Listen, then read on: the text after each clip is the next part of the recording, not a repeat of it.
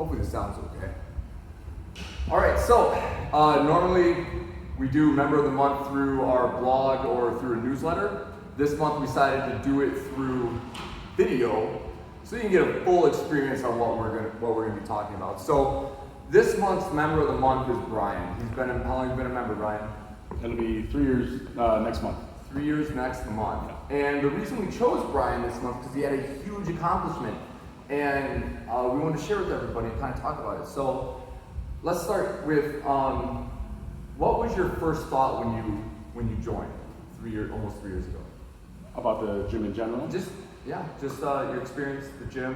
So I had always been a multi-sport athlete kind of growing up, high school, all that kind of stuff. I ended up having 3 major surgeries between my junior and senior year of high school, which kind of put the kibosh on any college endeavors. And I worked a lot in college and pretty much had more excuses than answers at that time, and kind of just gained weight steadily. I was always kind of a little bit larger, but kind of got to a certain point and was just in a rough spot. So I knew I wanted to make a change, and I came across CrossFit just because I have a close connection back from a coach that is a coach. The current coach is a former high school classmate of mine, and he kind of offered up to kind of get anyone started who was interested, and many people kind of showed interest and said, yeah, that sounds great, and wanted to take them up, but nobody actually really followed through. And I'm one of the few that did, and so he kind of showed me the ropes of the early movements. I had background because I lifted quite a bit in high school, but kind of got involved with the movements and took off from there. So when you came in and you first started, what was your biggest struggle? Biggest struggle always, I think, for a lot of people is just kind of comparing yourself to other people. You're going to come in, if you're coming into a fitness gym like this, like Ardent, or if you're in high intensity training gym, CrossFit, whatever it is, you're going to see a lot of people doing a lot of crazy movements, a lot of big weights and things like that. So it's just kind of intimidating when you walk in and you see all these different things. And where I was at my point, which was hovering around 350 pounds, plus or minus, you're kind of in your head where you're like, there's no way I'm going to be able to accomplish those things. It's like it's such a imagination, kind of a not even a real thought, just from where I was. And so you kind of wonder, is it the place for you? Is it something that you're going to fit in with? But I know that everyone starts somewhere, and I always said from early on, don't compare your chapter 2 to their chapter 24. They put in the work, they put in the time, and that's why they are where they are. Very few people walk in the gym and are just natural wherever they're at. So you alluded to it.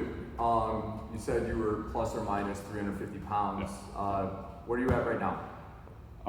Weighed yesterday morning after the workout, and I went for a walk after our workout yesterday morning, and I was at 244. And so besides weight though, what's something big that you found on your last scan that was like something a number you saw that? My fat percentage was definitely something that was huge. I was hovering around, as scary or however it sounds or it seems, I was hovering around in between 40 and 45% body fat when I was at my heaviest, obviously. And I was actually in 18, I was in the 18 percentile. And that's, again, to have gone down that much and to have lost 7% even between December and now with the pandemic and kind of the state of where things are, I think it's just a testament of what can be done. I'm really proud too that I haven't taken any products, no supplements, nothing like that. Taking protein powder a little bit here and there, and I eat protein a little bit more with protein bars, stuff like that. But aside from that, it's all just work in the gym and then nutrition outside the gym. So obviously, there's always struggle involved. Can you remember one moment in the last 3 years where you almost just hung it up? Hung it up is tough to say because I thought I knew what the difficulty that was going to be involved. A cool thing to know to realize is I didn't really have a super bad habit, even though I was quite heavy. I didn't, some people, when you hear their stories, because they've lost so much, they drank so much soda, they drank 3 cans of soda, or maybe they sat and ate chips like when they were bored. I didn't have a super bad habit like that, where I could just say I stopped this and all of a sudden I lose a bunch of weight. So if you look at my scans and you know the whole story behind it, I only lost about 20 pounds in the first year. Yeah. When you're that big and you're putting in, I was coming, I'd say 3 to 4 times early on, pretty consistently, then kind of 4 to 5, kind of 4-ish range, consistently days a week at the gym I'm talking about. But yeah, to put that much work in and to see 20 pounds, knowing where I was at, that was a very tough scan. When we did that at my 1 year mark, I was very disappointed and thought that I had worked hard enough and earned to be farther along than I was. So yeah, that would definitely have been the moment where I was struggling. What helped you get past that? So just keep my head on. For those that follow me or don't know, I keep a fitness page on Instagram, My Last Excuse, and I kind of named it that way because I tried a lot of things in college. I tried a lot of things even in high school. Early on, like I said, I'd been large for pretty much the better part of my entire life, and so. But there was always a reason why. In college I worked a lot, and we all had classes, so it was this reason, or I deserve this because it's my birthday, or it's because, and you think of the grand scheme of things, everyone's got a birthday every year, we all celebrate different things, and if we use those reasons as opportunities to eat food or do whatever, or skip the gym, I'm sore, whatever the reason is, that can really set us back. And so I set this goal and knew that I wanted this to be the last time I said, yeah, but, or I sat on the couch and knew I wasn't going to do anything that night, and I still kept sitting there even though I knew I had an opportunity. I could just go to the gym. And so when I hit that year part, I'm like, I took a really deep look at what my nutrition was, especially, and just, was real with myself. That first year, it was kind of a 5 days really disciplined, but then the weekend kind of threw that away. And anyone that has gone through something like I have can tell you, or even other people as well, it just doesn't work like that. If you're looking for results, if you're looking for the best opportunity and the best version of you gotta be committed. It doesn't stop on the weekend. Your body doesn't say thanks so much for those 5 days, like let me take 2 days off. It just doesn't work like that, unfortunately. So just being real, being true as to what needed to be done, and just really honing in on nutrition. I knew I could work hard. When I walk in the gym, I know I give my full effort every day I walk in, so that was not the issue. It was just the nutrition, the sweets. I'm a big sweet tooth kind of guy. Just gotta make those things. I'm one of those things. I don't have the discipline if it's in front of me. So I know when I'm at the grocery store, I can't buy cookies. I can't hide them in my house or my apartment and pretend like I don't know where they are. I know where they are, and if I want them, I'm definitely gonna go. Usually after dinner time and go snag way too many. 5 or 6, and then you're 300 calories deep of just emptiness. Really, I walk around the grocery store, and what helped me a lot is I just said, you know what it tastes like. And it sounds stupid, but never in my life was I in a grocery store, pick something up, and then walked around and been like, what are you doing? Like, put that back. And I would literally walk, I'm not kidding, walk a couple aisles over and go put whatever, chips, whatever it was, I'd put it back. You just don't eat it. It'll be 5-10 minutes of gratification followed by like, why did I eat that? I don't want to say regret, because you don't want to have a bad relationship with food. So I don't want to say regret, but you just know I put in all that work, just like that, you do that, say 5, 6 cookies a night at 300 calories each, times 7, you're at 2,100 calories. That's more than half a pound on just that alone. So, and that's over a week. And then you multiply that out by 52 and you got an issue, Yeah. You're eating 26 pounds theoretically. Again, it's, all calorie based, but of cookies in a year, if you just did that, just as an example. So you cut that out, and now think of all that you're not consuming, and you have that much more room to either be in a deficit or eat good nutritious food, whether that's vegetables, fruits, whatever you can think of.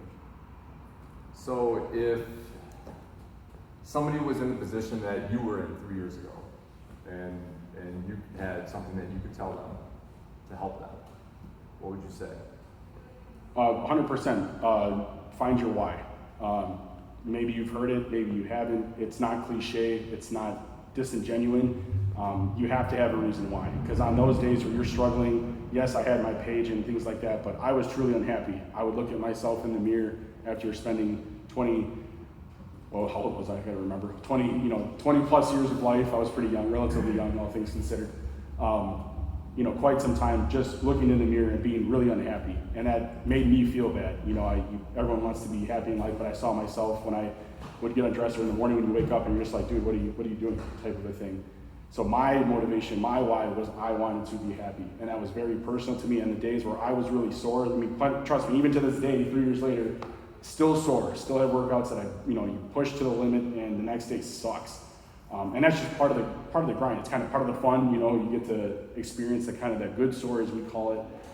It just is what it is. But you have to have a reason why on those days where you're like, I'm sore, I'm tired, work was a long day, it sucked. You got to get yourself up. You make that time. Most of us, most people will say after they win, they come back and they're so happy they went, even if it sucked. It's temporary, uncomfortable. It's getting comfortable with the uncomfortable type of a thing where it sucks for the hour that you're there. Some days are great, but some days are rough, and you just put in the work though, and you leave and you feel satisfied. So have a reason that gets you up. And typically, I always say be careful of not just having a number. Don't just say 30 pounds lost or 50 pounds or 10 pounds. No matter what it is, even any goal in life, don't just have something like that, because that number means nothing to you. No number, when I hit 300, that didn't mean anything to me specifically. The number 50 is just, it is exactly what that is. It's a number. How do I feel about myself, and how do I feel about my body, and the discipline and the respect I'm giving myself by putting in that work is head and shoulders more important than any number that you can achieve. So, what are you gonna do next? I just keep pushing. I'm not done yet. I'm not satisfied. Hitting 100 pounds was huge, but again, just like the 50 that I just talked about, the 100 pounds doesn't stop that drive. I want to see how far I can take it. I can push it. I'm 26 years old now. This is a lifestyle. And I don't mean that to sound, again, cliche. You got to be careful with things like that. But I'm not trying to ever go back to the way it was. Yeah. So now this is a learned behaviors that I do, the way I eat, and that doesn't mean I don't go out and enjoy myself. I definitely go out to eat and can get drinks with friends or whatever I want, and all that's fine. It's just the moderation. It's understanding that cannot be 3 days a week. You can't get hammered every weekend. It just doesn't. If you want those results, if you're content with who you are and where you're at, more power to you. But in order to achieve something like that, or something like I've had, you have to make a decision, and you can't be half in. Well, that's our member of the month.